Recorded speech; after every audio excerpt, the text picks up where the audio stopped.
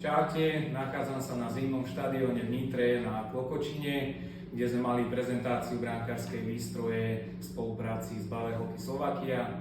A jedna z noviniek bola brankárska hokejka Bauer Pulse. Jedna z noviniek hokejky Bauer Pulse je čepel, ktorá vychádza z hokejky Flylight. Jej záhnutie, kde hore je rovnejšie a zo spodu je zahnutejšie, aby sa brankárom lepšie zbierali puky pri mantineli.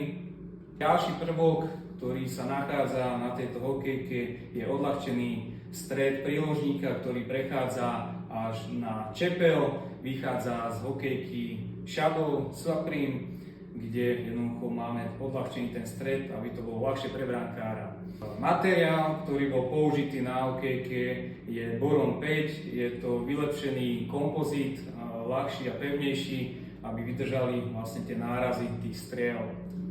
A najväčšia novinka pri hokejke Bauer Pulse je jej úchop pri príložníku a rúčke. Je tam spravený ergonomický tvar, aby sa to brankárom lepšie držalo, uchytávalo. Čiže je to takéto vystúpenejšie, spravené, zúženejšie, aby ten brankár naozaj mal ten grip čo najlepší, aj pozíciu vlastne zápestia na tej hokejke.